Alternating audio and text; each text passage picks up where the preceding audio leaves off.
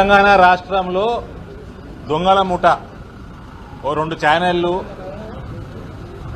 కేసీఆర్ ఆయన కొడుకు బిడ్డే ఇదంతా ఒక ముఠా తయారైంది. దోసుకున్నాక అవతల మీద ఎగబడు. ఓ 2 ఛానళ్ల కథనాలు వచ్చినాయి. ఇవాళ ఒక 2-3 గంటల నుంచి పీయూష్ గోయల్ గారు రాష్ట్రం నుంచి ధాన్యం కొనుగోలు చెయ్యము తెలంగాణ నుంచి అని 2 ఛానళ్లు చూపించినాయి. TV9, NTV. వాళ్ళకి ఏం భాష అర్థమవుతుందో, కేసీఆర్కి అమ్ముడు పోయినరో లేకపోతే రామేశ్వరరావు తలకాయ ఖరాబ్ అయిందో ఇవన్నీ రీజన్స్ కనుక్కోవాలా. ప్రివిలేజ్ మోషన్ మూవ్ చేస్తాం ఛానళ్ల మీద. ఫస్ట్ సబ్జెక్టుకు వస్తే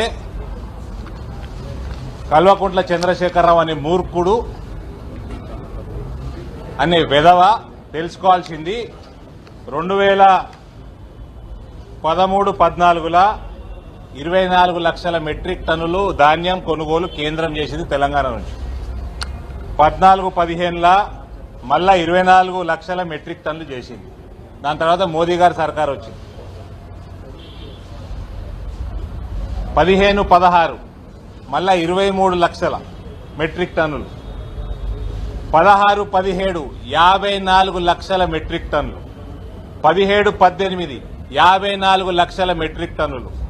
18-19 77.5 లక్షల మెట్రిక్ టన్నులు. 19-20 111 లక్షల మెట్రిక్ టన్నులు.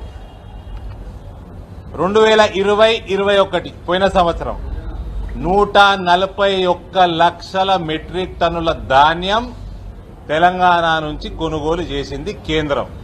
ఇంకా దీనికంటే ఎక్కువ ఏం చేస్తారని బొంద చేస్తారా కేసీఆర్? 141 లక్షల మెట్రిక్ టన్నులు అంటే 2014-15 24 లక్షల మెట్రిక్ టన్నులు ఉన్నది తెలంగాణ నుంచి ధాన్యం కొనుగోలు చేసేది. 2021-22 వచ్చేసరికి 141 లక్షల మెట్రిక్ టన్నులు అంటే 600% పెరిగింది. केसीआर का दिमाग खराब हो गया क्या? पागल हो गया आदमी. मल्ला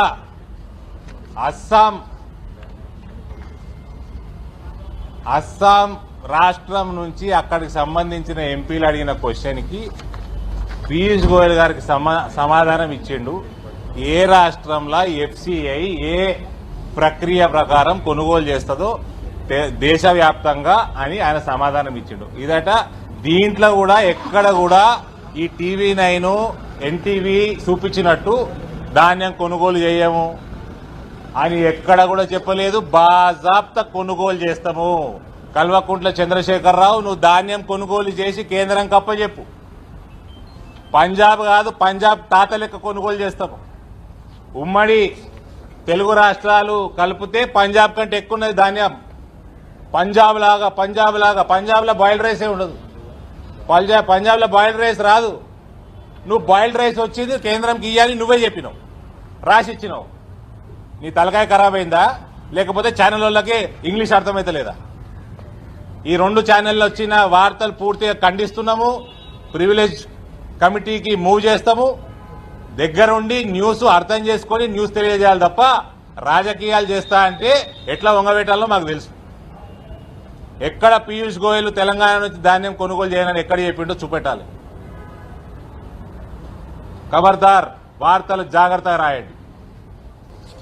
అస్సాం రాష్ట్రంలో ఎంపీలు అడిగిన దానికి జవాబు, procurement in a state depends not only upon production but also upon other multiple factors like marketable surplus, minimum support price, prevailing market rate, demand and supply, situation and participation of private traders etc. ఇవన్నిటికి సంబంధించి దేశవ్యాప్తంగా కొనుగోలు చేస్తామని ఉన్నది. దీనికి ఎక్కడా తెలంగాణ పేరే లేదు. ఇలా తెలంగాణ పేరే లేదు.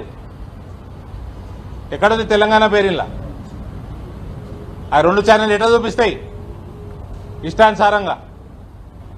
ఆ 2 ఛానల్లో వచ్చిన కథనాలు పూర్తిగా భారతీయ జనతా పార్టీ తెలంగాణ ఖండిస్తా ఉన్నది.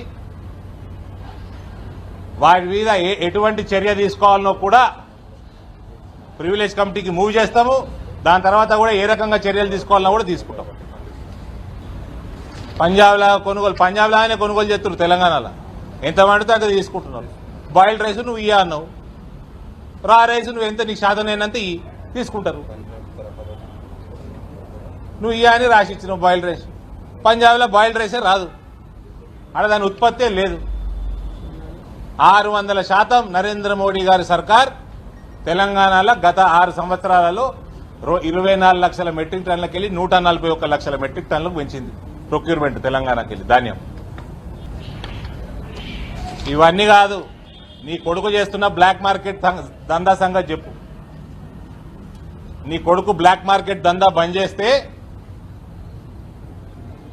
ఏ పంటకి ఆ పంట, ఈసారి రబీలో వచ్చిన పంట, ఖరీఫ్లో వచ్చిన పంట, ప్రతి సంవత్సరం ఆ ధాన్యానికి, ఫ్రెష్ ధాన్యానికి మార్కెట్లో డిమాండ్ ఉంటుంది. నువ్వు రీసైకిల్ బియ్యం తెచ్చుకుంటా, సర్క్యులేట్ చేసుకుంటా, బ్లాక్ మార్కెట్ చేస్తే రైతులు నడ్డిరగొడుతున్నావు. నువ్వు చేస్తే స్మగ్లింగ్ కి, బ్లాక్ మార్కెట్. నువ్వు నీ కొడుకంత ఫాల్తుగాన్లు రాష్ట్రంలో కాదు దేశంలో లేరు.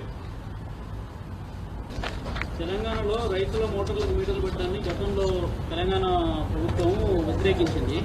కానీ ఈ రోజు జరిగిన ఈఆర్సీ మీటింగ్ లో మాత్రం రైతులు ఎంత విద్యుత్తును వినియోగిస్తున్నారో తెలుసుకోవడానికి మోటార్లకు మీటర్లు ఏర్పాటు చేద్దామని ప్రయత్నాలు చేస్తారు. కేంద్ర ప్రభుత్వానికి, భారతీయ జనతా పార్టీ నడిపిస్తున్న కేంద్ర ప్రభుత్వానికి రైతుల మీటర్లకి ఎటువంటి సంబంధం లేదు. నూతన విద్యుత్ చట్టం యొక్క డ్రాఫ్ట్ లో కూడా వ్యవసాయ రంగానికి మీటర్లు పెట్టకూడదు, అవసరం లేదు అనే ఉంది. కేసీఆర్ అనేటోడే దొంగ, కేసీఆర్ అనేటోడే అబద్దాల కోరు, కేసీఆర్ అనేటోడు నీచుడు, నికృష్టుడు, దిక్కుమాలినోడు, దరిద్రుడు. వాడు ముఖ్యమంత్రికి ఉన్న రోజులు తెలంగాణ సమాజానికి అబద్దాలు తప్ప, రైతాంగానికి మోసం తప్ప ఏమి మిగలదు. ఆయనకి ఒత్తాసు పలకడం మానేయాలని ఈ 2 ఛానళ్లకు కూడా మంచిగా మర్యాదగా అడ్వైజ్ చేస్తా ఉన్నా. ఓకే, విద్యుత్ ఛార్జీలు పెంచుతున్నాడు అని నేనే మొన్న కూడా చెప్పడం జరిగింది. ఆ రకంగానే విద్యుత్ ఛార్జీలు పెంచుతున్నట్టు మనకు ఆ ఆర్డర్లు వెళ్తున్నట్టు కూడా తెలుస్తా ఉన్నది. ఎంత పెంచుతాడు ఏంది అని కూడా వెయిట్ చేసి చూద్దాం. రైతులను నడ్డి ఇరగొట్టదలుచుకున్నాడు కేసీఆర్. నెంబర్ 1 దుష్మన్ తెలంగాణ కూడా ఉన్నాడంటే కల్వకుంట్ల కుటుంబం అది. Thank you. హాయ్ ఫ్రెండ్స్, మా టుడే టుమారో యూట్యూబ్ ఛానల్ చూస్తున్నందుకు చాలా థ్యాంక్స్. మరిన్ని లేటెస్ట్ వీడియోస్ కోసం వెంటనే సబ్స్క్రైబ్ చేయండి. అలాగే ఈ బెల్ ని కూడా రింగ్ చేసేయండి. మా నోటిఫికేషన్స్ అన్ని మీ మొబైల్లో వస్తాయి. అలాగే మా వీడియోస్ మీకు నచ్చితే లైక్ చేయండి, షేర్ చేయండి, నచ్చకపోతే కామెంట్ చేయండి.